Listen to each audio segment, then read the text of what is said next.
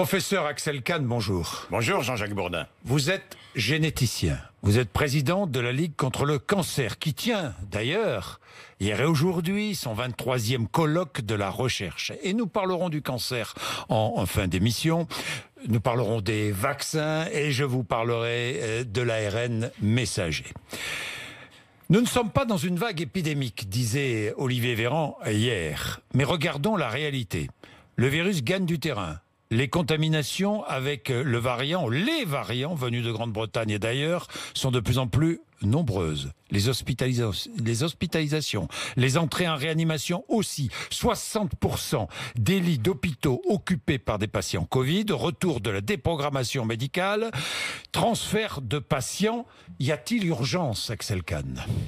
Oui, il y a urgence. D'une certaine manière, Olivier Véran avait raison sur un point, en tout cas. Il n'y a pas de nouvelle poussée épidémique, c'est la même que la seconde. Nous sommes encore dans le deuxième pic épidémique. Il n'a jamais totalement décliné. Il est resté en plateau. Rappelez-vous, Jean-Jacques Bourdin, après le premier pic épidémique, quelle était la situation? Il y avait au maximum 10 morts Covid par jour. Il y avait moins de quelques centaines de personnes Covid en réanimation. Il y avait quelques personnes Covid dans les hôpitaux. Et réellement, nous avions gagné à ce moment-là. Aujourd'hui, depuis le début de la deuxième vague, quelle est la situation? Il y a eu 40 000 morts. 40 000 morts. C'est-à-dire plus que lors du premier pic. Si on met ensemble les morts hospitalières et les morts en EHPAD, il n'y a pas loin de 500 morts tous les jours. Tous les jours, Jean-Jacques Bourdin. Et cela augmente. Malheureusement, on n'a pas fait ce qu'il fallait pour, on va dire, sortir de la deuxième vague, du deuxième pic, et maintenant tout se complique, on y reviendra, parce que de nouveaux variants qui posent de nouveaux problèmes arrivent, et donc la situation, incontestablement, est extrêmement difficile et tendue.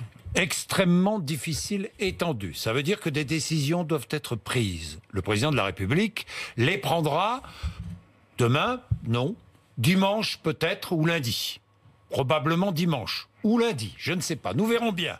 Attendons ces décisions. Mais faut-il aller vite aujourd'hui?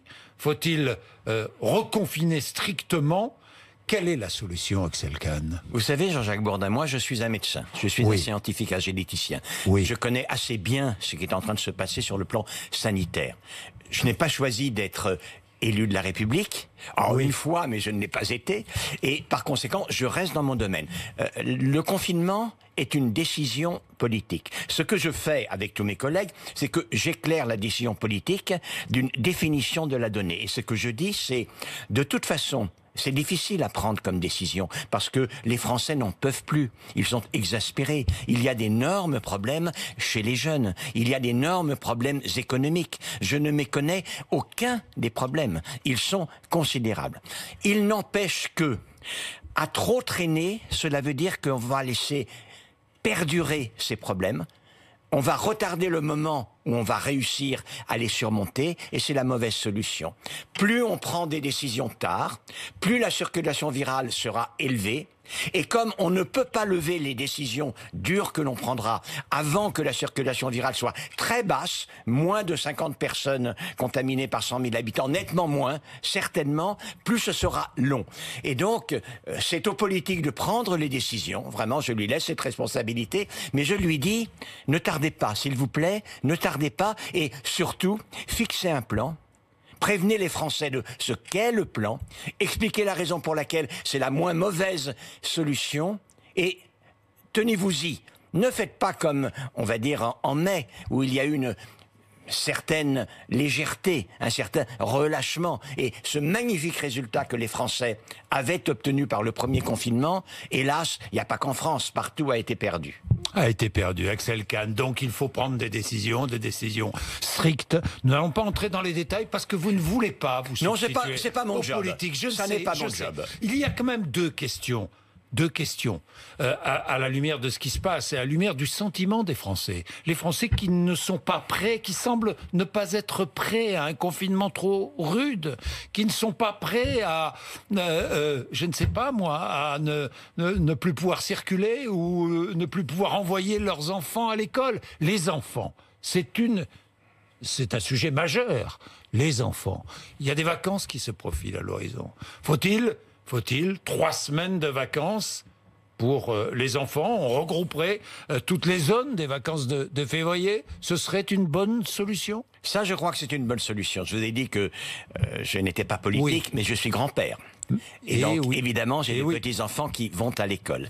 Et par ailleurs, je suis passionné par le problème du décrochage scolaire. Quand j'étais président d'université, l'une des actions de mon université qui m'a le plus passionné, c'était la formation des maîtres et en particulier l'évitement de cette catastrophe qui est le décrochage scolaire, qui est vraiment une spécialité en laquelle la France, hélas, excelle.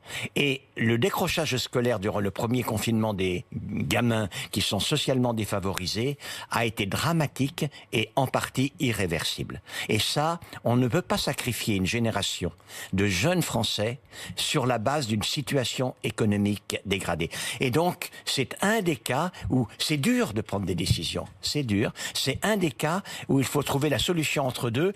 Et en effet, 3 semaines de vacances pour tout le monde, les 3 zones étant mélangées, c'est la moins mauvaise solution pour ce qui concerne les enfants. Bien, Axel Kahn, un mot encore, et puis ensuite nous allons parler des variants. Parce que je crois savoir, vous avez un appel à lancer. Je voudrais vous parler de ces Français qui ne veulent pas d'un nouveau confinement, qui n'en peuvent plus. Que leur dites-vous à ceux qui ne veulent pas, qui sont prêts même à désobéir civilement, qui sont prêts à aller au restaurant alors qu'on n'a pas le droit d'aller au restaurant, qui sont prêts à braver tous les couvre-feux? Que leur dites-vous ce matin? D'abord que, évidemment, je comprends leur exaspération, mais qu'ils se trompent quant à la solution. Parce que je vais prendre 2 pays qui ont véritablement utilisé cette technique, on va dire, d'un certain laxisme. On confine le moins possible et même à la tête de ces pays, il y avait des oppositions importantes au confinement. Je parle du Brésil de Jair Bolsonaro et des États-Unis d'Amérique de Donald Trump. Aujourd'hui, ça fait 7 mois qu'ils n'en sont jamais sortis. Le Brésil est totalement ruiné. Il est en faillite, c'est le président de la République qui l'a dit. En réalité, quand on regarde les chiffres, il y a pas simplement les chiffres de mort Covid, mais la surmortalité, il y a plus de 500 000 morts aux États-Unis d'Amérique. On n'en s'en est jamais tiré. C'est-à-dire que la solution de l'exaspération rapide et du refus de faire ce qui doit être fait pour s'en tirer, c'est la pire de toutes les solutions. C'est la certitude de faire perdurer le mal. La certitude. Les pays qui s'en sont sortis sont des pays qui ont appliqué froidement les solutions qu'ils avaient à leur disposition, c'est-à-dire, c'est la Nouvelle-Zélande, c'est-à-dire la Corée, ils ont empêcher le virus d'entrer. La Nouvelle-Zélande, l'Australie, et relativement mieux que nous, au moins dans un premier temps, en Europe, l'Autriche. Mais maintenant, ils sont vraiment touchés. Mais certainement, ces pays-là... Voyez, l'Australie, à un moment donné, il y a eu simplement 50 cas dans une grande ville d'Australie. Plus d'1 mois de confinement total absolu. Mais aujourd'hui, les restaurants sont ouverts, l'économie part extrêmement de manière importante. Je parle pas de la Chine parce qu'on va me dire vous êtes partisan d'une dictature. Alors ça c'est extrêmement difficile. Mais de son point de vue, la dictature chinoise à nouveau conquiert le monde d'un point de vue économique. C'est-à-dire que la plus mauvaise des solutions pour ces personnes réellement, c'est de ne pas faire ce qui doit être fait durement pour obtenir un résultat.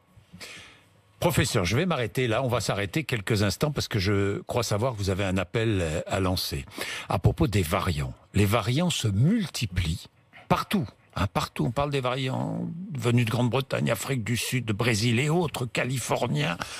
Quel appel vouliez-vous lancer ce matin? Oui, je voudrais lancer un appel au président Emmanuel Macron, un appel très solennel.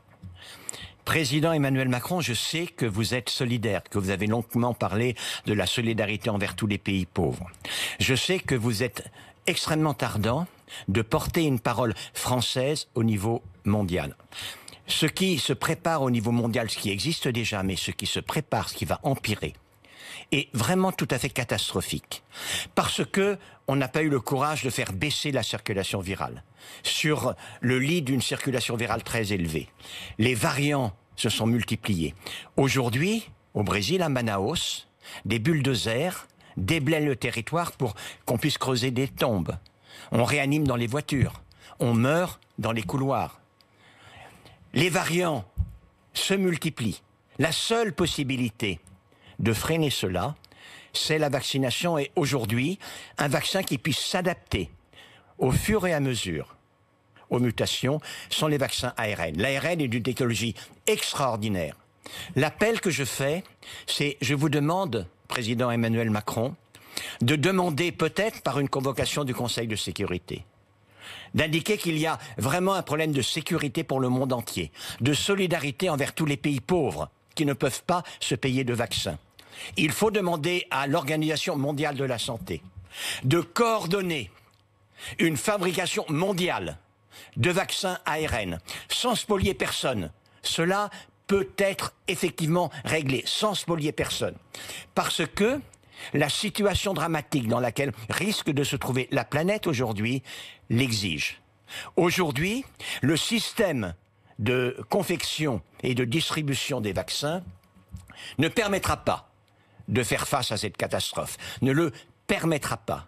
Il faut qu'il y ait, pour une fois, la communauté internationale, parce qu'il s'agit de la vie des personnes, du destin des personnes, qui prennent sa mission véritablement au sérieux.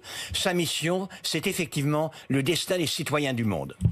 Ça veut dire une convocation des Nations Unies, du Conseil de sécurité des Nations Unies, l'OMS étant partie prenante évidemment, pour mettre en commun ses connaissances et fabriquer un vaccin mondial ARN messager. Ou plusieurs, peu importe. Ou plusieurs qui permettraient de vacciner la Terre entière. Absolument. Et il se trouve, je connais bien, je suis généticien et les biotechnologies ont peu de secrets pour moi. Il se trouve que, compte tenu, il y a des problèmes d'industrialisation de la fabrication. Oui. Mais autrement, ça n'est pas très compliqué et les matières premières ne risquent pas de manquer. C'est-à-dire, je ne suis pas un yak à faucon, c'est-à-dire, il dit n'importe quoi, on ne peut pas le faire. Si on peut le faire, aucune matière première, si on le veut, ne risque de manquer pour qu'il y ait une augmentation considérable de fabrication de vaccins ARN pour la planète entière. C'est une initiative que vous demandez. Vous demandez à Emmanuel Macron de prendre une initiative.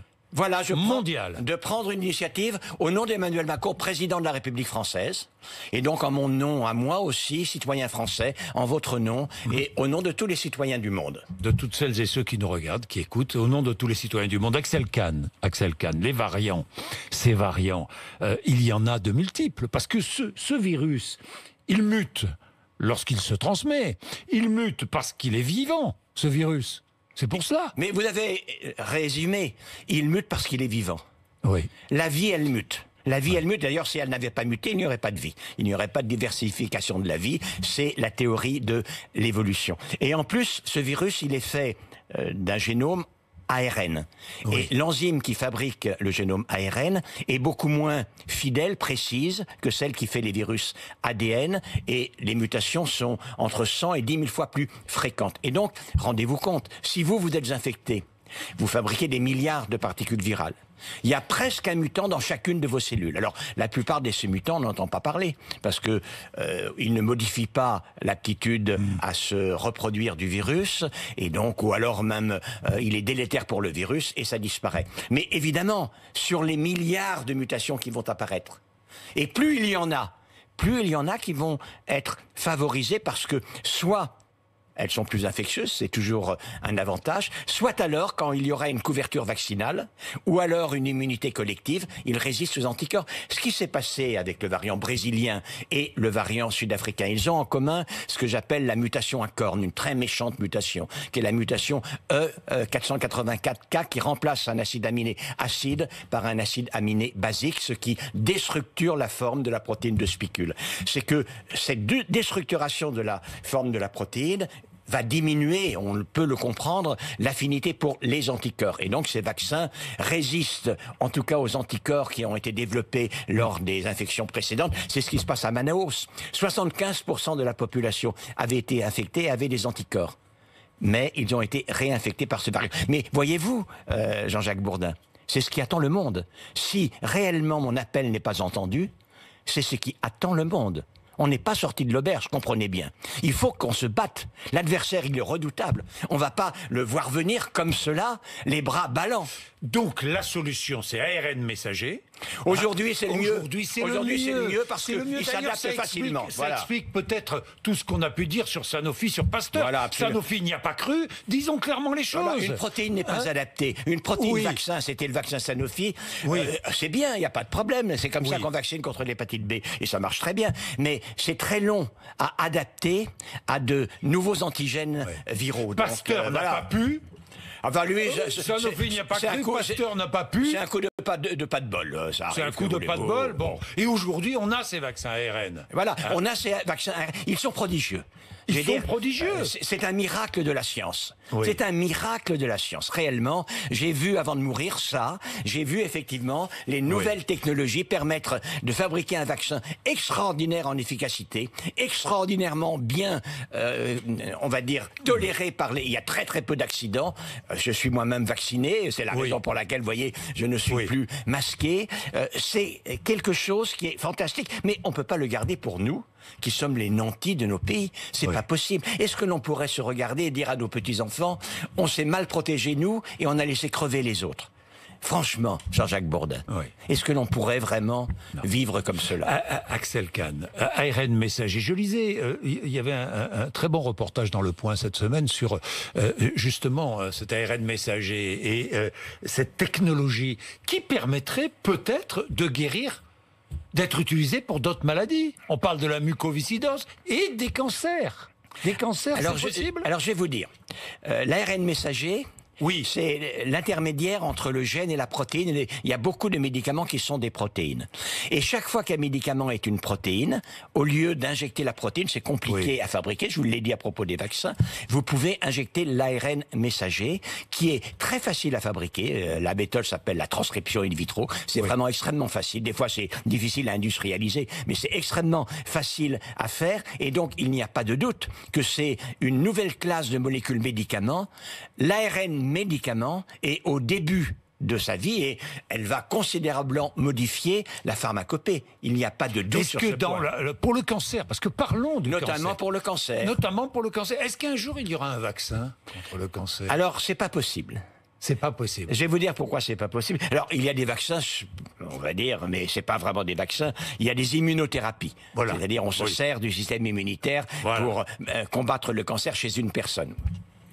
Mais la raison pour laquelle c'est pas possible, c'est que les difficultés que j'ai signalées à propos du SARS-CoV-2, du virus, sont démultipliées considérablement pour le cancer. Un vaccin universel contre SARS-CoV-2, c'est difficile, il va falloir l'adapter. Les cancers sont dus un peu au même phénomène, c'est-à-dire sont des mutations de forme de vie qui nous agressent. Et plus on se défend, et plus ils mutent. Et par conséquent, un vaccin qui répondrait à toutes les adaptations aux méthodes que l'on développe contre ces cellules cancéreuses, c'est simplement d'un point de vue théorique inimaginable. D'un point de vue théorique d'ailleurs, il ne peut pas y avoir de vie sans cancer.